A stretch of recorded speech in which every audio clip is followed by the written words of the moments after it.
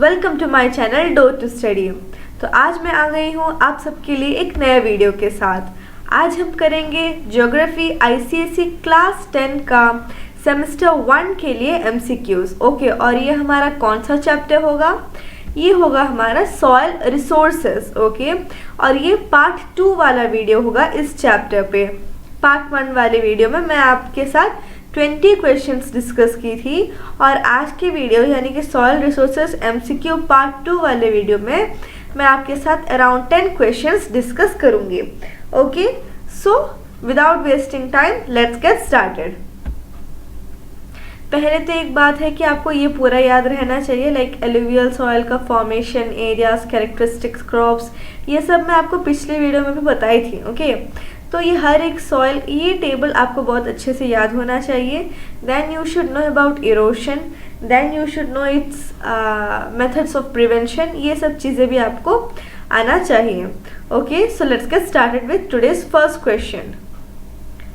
Which type of erosion occurs on gentle slopes and is the slow removal of a thin layer of soil? A. Sheet erosion, B. gully erosion, C. rill erosion and D. ridge erosion। तो question है कि जो gentle slopes है, gentle slopes है यानी कि उसका मतलब है कि ज़्यादा what you can say slope जो है बहुत स्टीप ना हो। ओके, तो जेंटल स्लोप्स में कौन सी तरह के इरोशन देखे जाते हैं?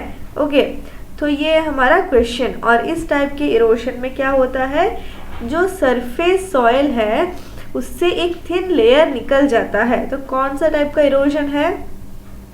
यस, अगर आप इरोशन वाला ये चैप्टर का ही इरोशन वाला टॉपिक्स पढ़े हैं, then I am sure you know the answer. And yes, the answer is sheet erosion. Okay, so next question is, which is the intermediate stage between sheet and gully erosion? A. rill erosion, B. leaching, C. shore erosion and D. stream bank erosion। तो इन सब erosion में से कौन सा एक ऐसा erosion है जो शीट इरोशन और गली इरोशन के बीच में देखा जाता है? ओके, यानी कि पहले शीट इरोशन होता है, देन वो वाला इरोशन जो भी है आपको आंसर बताना है वो होता है, देन उसके बाद गली इरोशन होता है। And yes, the correct answer is reel erosion. Okay, तो आगे जाने से पहले मैं आपको सारे इरोशन किस तरह से होते हैं दिखा देती हूँ। ओके, तो ये है हमारा शीट इरोशन, जिसमें मैं ऑलरेडी कह चुकी थी कि जो शीट, लेयर ऑफ शीट्स जो है ऑफ द अर्थ सरफेस, वो एक एक कर निकल जाता है। इधर आप देख सकते हैं, ये देख रहे हैं। तो इधर क्या है, ये जो स्ट्रक्चर का फॉर्मेशन है क्यों हुआ है? बिकॉज इधर का जो मीन्स जो एक अपर लेयर है वो शीट ऑफ सॉइल जो है उससे वो इरोड हो गया है, इसलिए इस तरह का स्ट्रक्चर्स फॉर्म हुआ है। ओके, तो ये है शीट इरोशन। नेक्स्ट क्या है हमारा? नेक्स्ट है हमारा रिल इरोशन। तो रिल इरोशन में क्या होता है? रिल इरोशन में ऐसे क्या बोलते हैं कि रन ऑफ फॉर्म्स हो जाते हैं। Okay, runoff forms which are finger shaped rills. Okay, तो इधर आप जैसे इमेज में देख सकते हैं, ये सब क्या है? These are rills. Okay, finger shaped rills है ये सब। इधर ये रहा, ये जो सब जगह है ये सब क्या है? ये सब रिल्स है। इसीलिए क्या बोलते हैं कि रिल इरोशन एक ऐसा इरोशन है जिसमें फिंगर शेप्ड रिल्स का फॉर्मेशन होता है। ओके, नेक्स्ट इज गली इरोशन। सो गली इरोशन कब होता है? जब बहुत जोर से बारिश हो जाता है तब क्या होता है, ये जो छोटे छोटे गलीज है वो पानी के प्रेशर के कारण और बड़े हो जाते हैं। Okay, so deep gullies are made on bare soils on account of water runoff। okay, so इधर आप देख सकते हैं कि ये जो है ये है हमारा गली इरोशन। आप देख सकते हैं कितना डेप्थ है, इरोडेड कितना मीन्स कितना सॉइल इरोड होके चला गया है। ओके, तो ये हमारा गली इरोशन। तो इससे आप देख सकते हैं कि ये जो रिल इरोशन है ये शीट इरोशन जो रिल इरोशन है वही हमारे शीट इरोशन और गली इरोशन के इंटरमीडिएट स्टेज है, इजंट इट? शीट इरोशन में बस sheet means the layers of soil was being removed. गली इरोशन पर आप देख सकते हैं वेरी लार्ज गलीज आर फॉर्म्ड, और शीट इरोशन रिल इरोशन में रिल फिंगर शेप्ड रिल्स के फॉर्म में ये जो वाटर चैनल्स का रास्ता है। Okay, now let's move on to the next question, that is question number 3. Which of these is not a cause of soil erosion? तो तो इनमें से कौन सा है जो soil erosion का पार्ट नहीं है? A overgrazing, B topography, C deforestation and D weathering। तो आप सब जानते हैं कि ओवरग्रेसिंग से जो सॉइल का मीन्स पकड़ के रखे रहने का जो स्ट्रेंथ है वो कम जाता है। नेक्स्ट है टोपोग्राफी, डिफॉरेस्टेशन यानी कि cutting of forest, and D है weathering. So which of these is not a cause of soil erosion? Okay, तो टोपोग्राफी क्या है? मीन्स ऑप्शन बी के बारे में और थोड़ा एक्सप्लेन कर देती हूँ। ऑप्शन बी टोपोग्राफी यानी कि अगर बहुत स्टीप स्लोप वाला एरिया है, देन अगर हेवी अमाउंट ऑफ रेनफॉल एक साथ हो गया, हाई अमाउंट ऑफ रेनफॉल एक साथ हो गया, देन क्या है, जो ऊपर के जगह पर जो भी सॉइल होगा वो एक साथ नीचे इरोड होके आ जाएगा। Okay, so I think by now you all know the answer, and the answer is yes, D weathering.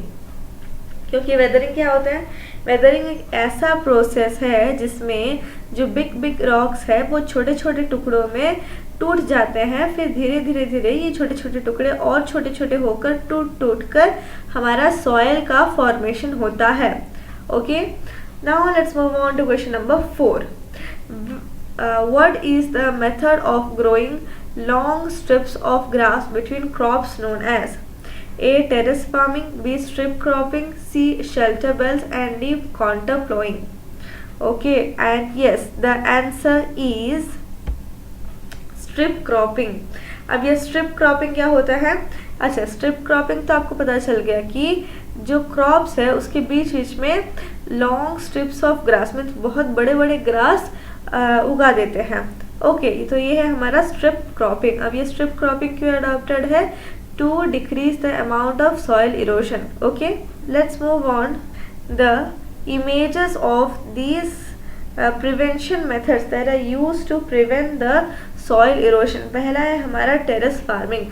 तो टेरेस फार्मिंग में आप देख सकते हैं कि जो माउंटेन है, ये जो माउंटेन या फिर ये जो माउंटेन है, इसे काट कर इक्वल मीन्स इसे काट कर ऐसे टेरेस के फॉर्म में या फिर स्टेप्स के फॉर्म में बनाया गया है। सो नेक्स्ट हमारा method of prevention of soil erosion है कॉन्टोर प्लॉइंग। तो कॉन्टोर प्लॉइंग में क्या करते हैं, जो एक स्लोप, ये कॉन्टोर प्लॉइंग जो है, कॉन्टोर प्लॉइंग, टेरेस फार्मिंग, ये सब स्लोपी एरियाज यानी कि माउंटेनियस एरियाज में किया जाता है। तो कॉन्टोर प्लॉइंग में इस तरह से आप देख सकते हैं जो रीजन है मीन्स जितना भी पूरा स्लोपी एरिया है उधर, सॉरी जस्ट अ मिनट, हाँ यस, तो क्या किया जाता है, जितना भी एरिया है जहाँ पर फार्मिंग करना है वहाँ पर प्लॉ किया जाता है। ओके, प्लॉ करके इस तरह के मीन्स इस तरह के बंड जैसे बना दिए गए हैं, इजंट इट? ये जो कॉन्टर्स है ये अभी एक बंड के तरह काम करेगा, और जितना भी वाटर मीन्स बारिश होने की वजह से जितना भी वाटर फ्लो होगा वो उतना जल्दी निकल के नहीं जाएगा, क्योंकि ये जो मीन्स जो वेजिटेशन है जो भी लगाया गया है क्रॉप्स, वो एक बंड के तरह काम करेगा, and it will prevent water to go at a very high speed to reach the lower part of the slope. Okay, तो इस तरह से हमारा कॉन्टर प्लॉइंग काम करता है। नेक्स्ट है हमारा स्ट्रिप क्रॉपिंग। स्ट्रिप क्रॉपिंग में क्या होता है, क्रॉप्स जो है वो अल्टरनेट स्ट्रिप ऑफ लैंड में लगाए गए हैं। Okay, alternate strip of land में लगाए, इधर आप देख सकते हैं अल्टरनेट स्ट्रिप ऑफ लैंड में लगाए गए हैं ताकि हमारा इरोशन जो है वो कम सके। ओके, कौन सा erosion? Wind erosion, means wind का जो इम्पैक्ट है वो कम हो जाए इस तरह के स्ट्रिप क्रॉपिंग से। Okay, so now let's move on to the next question. Okay. और ये है हमारा question number 5। What is the term used to denote the rows of planted trees to check wind erosion? इसी के बारे में मैं अभी आपको बताई एंड आई होप कि अगर आप सुने होंगे अच्छे से then you know the answer. And yes the answer is shelter belts. Okay, तो शेल्टर बेल्स में क्या होता है, जो ट्रीज जो है उसे लगाया जाता है पूरा रो में, ताकि विंड इरोशन या फिर विंड का जो इफेक्ट है वो कम हो जाए। सीधा आप देख सकते हैं कितने बड़े बड़े ट्रीज है या फिर कितने बड़े बड़े प्लांट्स या ट्रीज को लगाया गया है ताकि विंड इरोशन जो इस तरफ आएंगे उसका इफेक्ट को कम किया जाए। विंड इरोशन कम किया मीन्स विंड का इम्पैक्ट कम किया तो क्या होगा, विंड इरोशन का जो क्वांटिटी रहेगा वो भी कम जाएगा। Okay, now let's move on. अच्छा, इसका आंसर यस बता दिए हैं। Now let's move on to question number 6।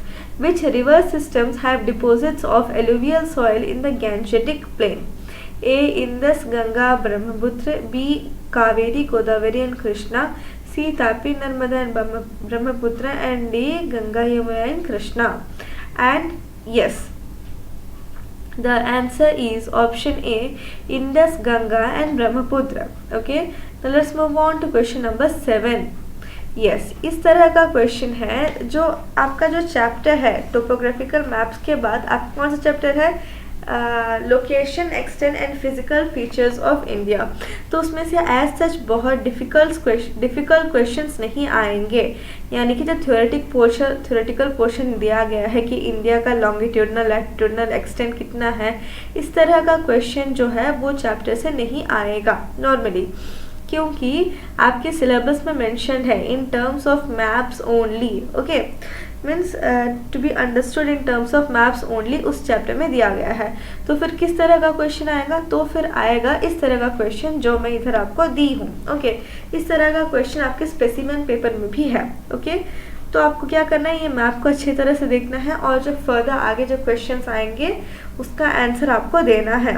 Okay, सो अभी हम देखेंगे इसके बेस्ड, आप अच्छे से देख लिया, अब इसके बेस्ड क्वेश्चन क्या है देखते हैं। Option A, how is it formed. तो ये आंसर को बताने के लिए पहले आपको ये बताना पड़ेगा या फिर आपको ये समझना पड़ेगा कि कौन सा प्रोसेस कौन से एरियाज में ये सॉइल प्रेजेंट है। ओके, तभी आप कह सकते हैं कि जो सॉइल है वो किस तरह से बना है। Okay, A, deposition of sediments by rivers. B, weathering of crystalline rocks. C, weathering of lava rocks. And D, leaching. और क्वेश्चन नंबर 2 है which crops are grown in this area, means ये सॉइल में कौन कौन से crop grow किए जाते हैं generally. Then next question number 3 है which mineral is it rich in, यानी कि जो भी सॉइल उधर दिखाया गया है वो कौन से मिनरल में रिच है। Okay, so let's see the answers. Okay, तो इधर आप देख सकते हैं, मैं आपको और एक बार मैप दिखाना चाहती हूँ। इधर आप देख सकते हैं कि जो शेडेड पोर्शन है, ओके, ये जो शेडेड पोर्शन है ये मेनली डेक्कन प्लेट्यू वाले रीजन को कवर कर रहा है। तो इससे आप क्या पता कर सकते हैं, डेक्कन प्लेट्यू वाला रीजन है तो इधर कौन सा सॉइल नॉर्मली देखा जाता है, इधर देखा जाता है हमारा ब्लैक सॉइल, इजंट इट। और तो जो फर्स्ट क्वेश्चन है हमारा वो है हाउ इज इट फॉर्म, तो it means how is this soil formed. तो आपको एक बार पता चल गया कि सॉइल जो है वो ब्लैक सॉइल है, देन आपको ये सोचना है कि ब्लैक सॉइल का फॉर्मेशन कैसे होता है। And I think you all know it and that is by weathering of lava rocks. और इसका फॉर्मेशन के बारे में हम पिछले वीडियो में भी बात कर चुके हैं, तो अगर आप नहीं देखे हैं video then to watch it. Okay, next question है which crops are grown in this area. तो ये एरिया में यानी कि ये प्लेट्यू वाले रीजन या ब्लैक कॉटन सॉइल या फिर ब्लैक सॉइल में कौन कौन से क्रॉप ग्रो होते हैं। तो ऑप्शन ए ऑब्वियसली कॉटन ही है आंसर, क्योंकि ब्लैक सॉइल को हम ब्लैक कॉटन सॉइल भी कहते हैं, इजंट इट। तो आंसर क्या है, कॉटन। नेक्स्ट है विच mineral is it rich in. तो जो हमारा ब्लैक सॉइल है वो कौन से मिनरल में रिच है। Option A lime, B magnesium, C phosphorus, both A and B. तो हमारा आंसर क्या है, हमारा आंसर है कि जो ब्लैक सॉइल है it is rich in lime and magnesium. Okay, तो ये सब है हमारा आंसर। तो इसी लास्ट क्वेश्चन के साथ हमारा ये जो चैप्टर है वो पूरा ख़त्म होने वाला है, वो पूरा ख़त्म हो जाएगा। सो आई होप कि आप ये चैप्टर पहले से पढ़े होंगे, उसके बाद ही MCQ सीरीज देख रहे होंगे। और अगर आप नहीं पढ़े हैं then you can study from my channel also, क्योंकि ज्योग्राफी का पूरा सिलेबस मैं ऑलरेडी अपने चैनल में अपलोड कर चुकी हूँ बहुत पहले से। तो अगर आप चाहें तो उधर से भी देख सकते हैं। ओके, सो अगर आपको ये वीडियो अच्छा लगा then what you have to do, you have to share it with your friends. Okay, and what else you should do, then you should subscribe to the channel and turn on the notification bell so that whenever I upload a new video you get the notification instantly. Okay, now thank you for listening to what I was saying, for answering those questions, and keep studying, and bye bye.